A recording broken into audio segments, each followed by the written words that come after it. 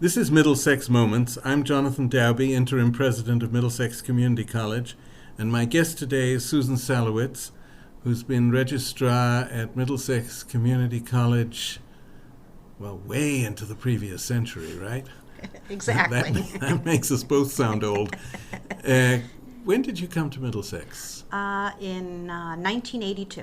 1982. Mm-hmm. Well, I'm not even going to do the math. Please don't. Okay. And was that into the registrar's office? Actually, at the time, the college was set up with a director of admissions and records. The offices were together, and I was the assistant director of admissions and records. Okay. What does a registrar do anyway? Good question. I've always wondered. Well, maybe you know. If I don't, I'm in trouble. Yeah, right. Well, basically the registrar's office is the custodian of all academic records.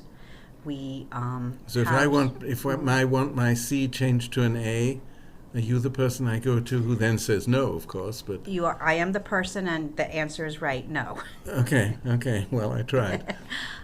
We send out all transcripts. We process all grades. I am also the director of Veterans Affairs at the college. Now, when you say you process grades, what does that mean? At the end of the semester, the faculty enter all their grades. It's about a 3 to 4 hour process. We roll them to academic history, and that's actually what produces a student's transcript. And how long ago did you go electronic for that? Well, when I first came to the college, we were on punch cards. Then we went on a homegrown computer system, and the current system was in 1998. So anyone who is below a certain age wouldn't even know what we're talking about. Correct. Punch cards. I remember punch cards. I mean, I assume you remember when people went to college and had to line up and everything was on paper. Correct. Yep. Do we still keep paper records of grades? We do keep some paper records. We're basically required by state law to keep all academic records. So we do house them. Some are on fiche, some are on CD-ROM, but we do house all transcripts prior to 1998 before we went on this new system. Okay, now when we come back, I'm going to ask you, what happens if I give a grade to a student? It's just plain wrong. What happens? This is Middlesex Moments. I'm Jonathan Dowby, and we'll be back momentarily. This is Middlesex Moments. I'm Jonathan Dowby, interim president of Middlesex Community College, and my guest today is Susan Salowitz, who's a very senior person at Middlesex Community College. Been there since the early 80s, so you know everything, right? Just about, Just about. You know everybody and everything. Mm-hmm. Now, we just learned that the registrar keeps all the grades electronically and on paper.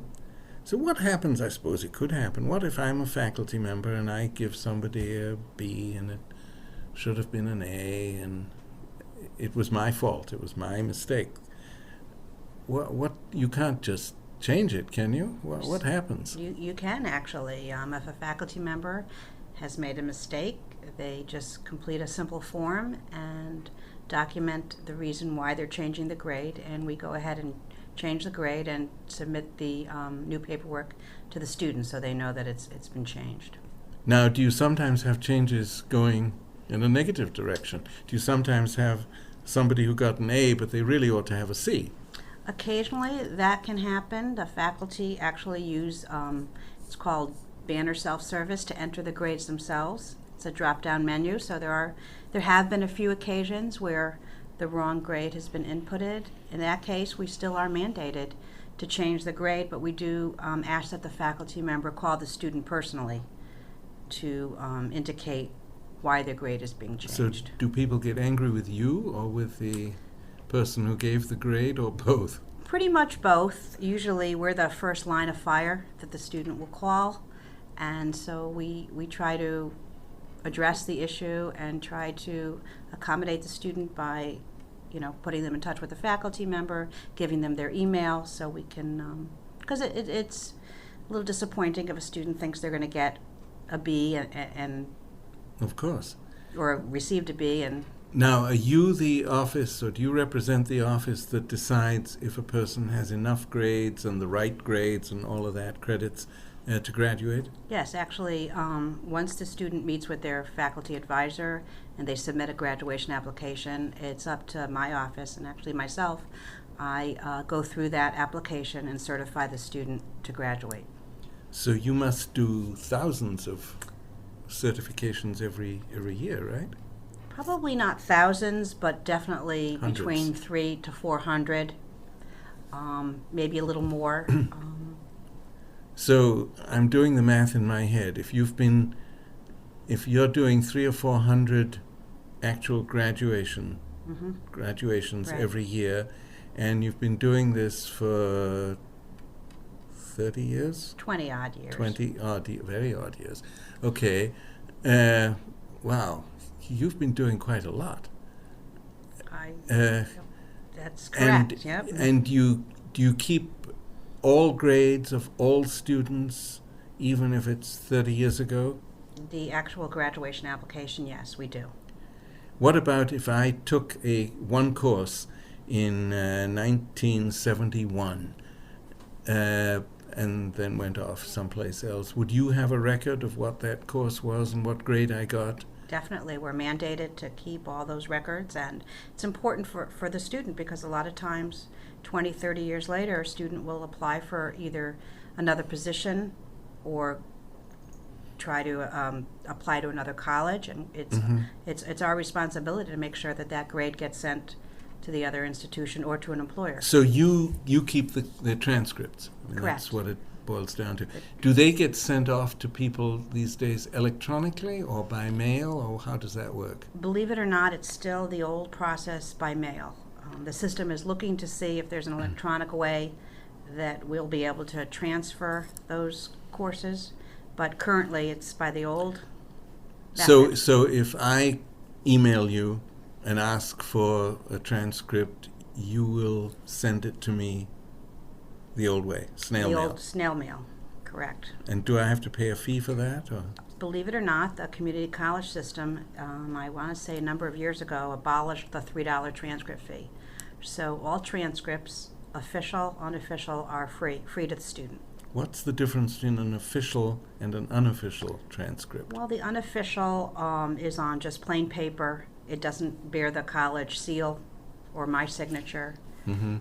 And the official one is on transcript paper, which is security protected, has a seal of the college. And your signature. And my signature. So I'm talking to Susan Salowitz. Your signature must be worth a whole lot. Someplace. Someplace is right. We'll not ask where. So you've been at Middlesex Community College since 1982. Describe the college the way you found it when you first walked in the door as a new employee in 1982. Must have been very different from what it is now. It was very different. Number one, we did not have the new building, Chapman Hall, at that point. We just had the 3 current buildings. There was a staff that had been pretty much at the college since the beginning, since 1966, when we were even part of Manchester Community College for a number of years. And just 2, I think. Two. And it was a staff really that had grown up together. They came when they were in their, mid-20s, and it was the same staff when I got there that I found. And it was really a very exciting place. There were new programs being developed. It was a very tight-knit community. Like what? Well, like information systems is one. I mean, back then in the 80s, as I said, we were still on punch cards, but the computers were just coming into the college. We were I remember sitting at a meeting where one of our secretarial department chairs said, she was going to go learn this new word processing, take a word processing course. So all that was just really new, and it was getting in on the ground floor, and it was I assume there was no voicemail in those days? There was no voicemail, there was no email. If you needed to talk to someone, you either picked up the phone or walked down to their office or sent them For people below a certain age, it's hard to imagine what life was like without the electronic gadgetry that we're so used to. I mean, I'm in my 70s now, so I remember manual typewriters. I wish I'd kept mine. It would probably sell for quite a lot. I had to a manual. museum. I had a manual typewriter too when I went to college. In fact, when we came here, we had electric typewriters, no computers, electric typewriters in '82, and that's what we did. And you use the old whiteout, and it was just a different time. Do you remember what year you could have said that everybody had a computer and was using computers? Probably about 1984 or so. We didn't even call them computers, we called them terminals. When we went on the homegrown computer system for the 12 community colleges, when I say homegrown, done by our system office. Mm-hmm. And we all got terminals. You didn't even have the mouse, it was all by keystroke. And that was really, I think, the first time. And then the secretaries started to get word processors, they were called back then, and Word Perfect was being used. It was a whole different era. So, looking into the future, can you kind of predict how your office may look a little different in 5 or 10 years? Let's not even say 20. Well, certainly I think, as all registrars' offices are moving towards become a paperless office to a certain point. They used to tell us that Yeah. when we got our computers, things would be paperless. Yeah. I'm not seeing it yet. Yeah, I'm not seeing it totally, but I mean a little bit. I'm seeing Yeah. it. I see the point where we'll never be printing out transcripts and putting them in the regular mail. I see a time in the next few years, hopefully, we'll just electronically send those transcripts, at least to our 11 other sister community colleges. That's Yeah. where we'll start. Yeah. So I see those things happening. Does that mean that your job will be different, or I'm not quite sure? I thought it might be different when we went to online registration, but you still need the staff to deal with the student issues, the student problems. There's still the same amount of work, it's just a different kind of work. So what's the most common kind of problem that a student would come to you with? A variety. They've tried to register online and there's a prerequisite problem. In other words, the course that they should have taken before the one they're registering for is not showing up in the computer. Their transcripts. So give me an example of that. Let's say I want to take a literature course and I haven't taken... Our freshman composition. Okay. Or you took it at another college but didn't have it transferred in, so the computer doesn't know that. Okay. So we get a lot of those kinds of issues. A lot of students who, we really serve as a general resource area, so a lot of students might come to us with a problem or a question that really isn't within our area, and then we try to best direct the student or... So give me an example of that. Somebody just wants to, they know you've been here a long time, they know you know the college well, so they come in with what? They come in and say, you know what, I got a parking ticket, and I really, this wasn't, I have a parking ticket, where do I pay, how do I pay it, why did I get it, etc. So obviously we'll direct them to the business office. So we get those kinds of things. It's tempting just to take their money, isn't it? Have you ever had a parking ticket on this campus? Could happen, I suppose. I don't know if I did. I don't think I did. Well, it's a warning to everyone listening. Don't get parking tickets at Middlesex Community College. This is Middlesex Moments. I'm with Susan Salowitz. I'm Jonathan Dowby, and we'll be back momentarily. And you're on. This is Middlesex Moments. I'm Jonathan Dowby, Interim President of Middlesex Community College, and my guest today is Susan Salowitz, who's been Registrar at Middlesex Community College since 1982, and before that you were at Manchester Community College, That's I believe, and we won't go into what's before that. I assume you went to college at some point. Yes, I did. You did? Good. I haven't checked that out. Where did you go, by the way? I graduated from Boston University. Oh, okay. Was that in the days when John Silber was president? Yes, he was the president of the college. Oh, my goodness. All right. John Silber had very strong views on everything. But yes, he did. You got a degree from him? Yes, I did. His signature is on your transcript? I better go check that, but I'm pretty sure. Yeah, okay. So you came here in 1982, and obviously the college is very different now, but was it smaller then than it is now? It was actually about the same, maybe a few hundred students more at that point. But the staff was certainly larger. I think we might have had more faculty, More full-time faculty, more full-time for sure. faculty, a little more support staff at that time. Budgets have been tough in the last several years, Yes, I I guess. mean, we've lost some people to retirement that we didn't refill. But I think by and large the college is moving forward, and I think Now, I see that part of your responsibility is you decide what rooms different classes meet in. correct. Right? Yes, I do. Does that make you friends or enemies? Both. It sometimes is very rewarding because the faculty might say, that was a great room for me to teach in. It had what I needed. And there are times when it hasn't been adequate for the faculty. Now, are there times of day when there simply aren't enough rooms for the classes we want to offer? Yes, basically the mornings, the 9:30, 11, and 12:30 blocks of time are very competitive in terms Monday of through Monday Thursday, through I think, Thursday. yeah. Are competitive in terms of a lot of mostly every classroom is being utilized. How many classrooms, if we have classes going in every classroom, how many classes are meeting at any one time? Anywhere between like 25, about 20 to 25, if you include like the studio courses and that. I think what we've done in the past couple of years, which has been wonderful, is we've equipped each room now. Every room now has an LCD monitor, where which is what we consider the high-tech rooms. So it really has enhanced in terms. But they all have this. They all have them, yeah. which. But I noticed you still have blackboards rather than whiteboards. Yes, some yes. In some classrooms. In some classes, and that's a challenge. Is that what people want, or is it just a matter of money before we get whiteboards? I think it's a matter of finances. I would say that a lot of the faculty sometimes do prefer the whiteboard. You're not dealing with chalk dust, et cetera. So I Right. think when if the budget ever eases up, I think that's probably one of the priorities. Maybe it will. Maybe. I That hope, may be I hope yeah. our audience hear me sighing, hear both of us sighing. It won't happen in the next year or two, I don't think.